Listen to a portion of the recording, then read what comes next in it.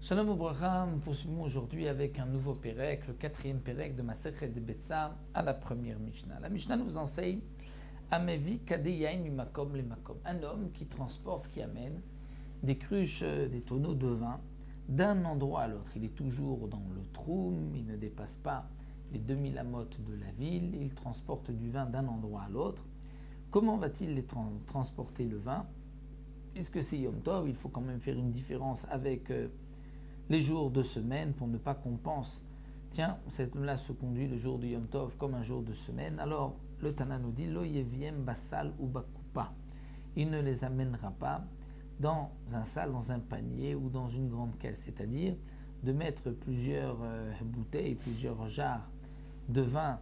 dans un grand panier, dans une grande caisse et de les porter, parce que ceci est comme une habitude de semaine. Aval meviu al ketefo lefanav, mais il pourra prendre une ou deux jarres de bouteilles sur son épaule ou devant lui dans ses mains, puisque là on voit que c'est pour le jour de Yom Tov. Lorsqu'il prend de grandes quantités, il met quelques bouteilles dans un panier ou quelques bouteilles dans une caisse, on se dit tiens, ça c'est pas pour Yom Tov seulement, c'est pour jour de semaine, donc c'est un maasechol. Mais lorsqu'il prend une ou deux bouteilles sur l'épaule ou devant lui, on sait que c'est pour Yom Tov. De même, celui qui amène de la paille pour brûler cette paille ou pour donner à manger à sa bête, lo yafshil et takupa il ne pourra pas prendre la caisse là où il a mis la paille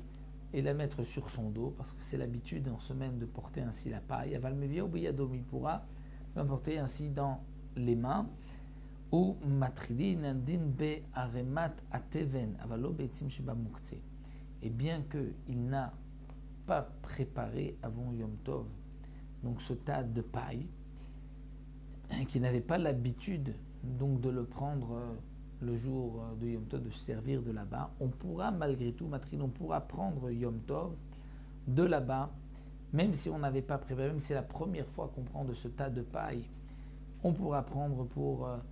brûler la paille le jour du Yom Tov, avallo be'etzim shiba muktzeh, c'est-à-dire ce tana n'a pas de digne de muktzeh, c'est pour cela que le tas de paille, il n'y a pas de problème, même si ça n'avait pas été réservé à l'avance, on peut prendre cette paille pour allumer un feu, mais on ne pourra pas prendre etzim shiba muktzeh, c'est-à-dire etzim shiba muktzeh, c'est lorsqu'il y a une remise derrière les maisons, muktzeh qui est mise donc ainsi de côté et qu'on n'a pas l'habitude de s'y rendre. Et donc ces bois, il s'agit, comme nous explique le Barthénora, de grandes poutres de cèdre qui sont destinées à la construction. Là, dans ce cas-là, le Tana de la Mishnah est d'accord qu'on ne pourra pas les prendre parce qu'ils sont muktzeh. Muktzeh, quel muktzeh? Puisqu'on vient de voir que ce Tana ne craint pas le muktzeh pour le tas de paille, mais c'est un muktzeh mahmat risaron kis, c'est-à-dire où il y a une perte d'argent. Une belle poutre qui est réservée à la construction, on ne va pas l'utiliser pour le combustible, et donc généralement on fait attention qu'elle ne tombe pas, qu'elle ne s'abîme pas. C'est muktzeh mahmat risaron kis, c'est quelque chose de fragile. Et là même Rabbi Shimon est d'accord que dans le muktzeh mahmat risaron kis, c'est interdit. Donc le Tana nous dit d'un côté il n'y a pas de muktzeh comme dit Rabbi Shimon,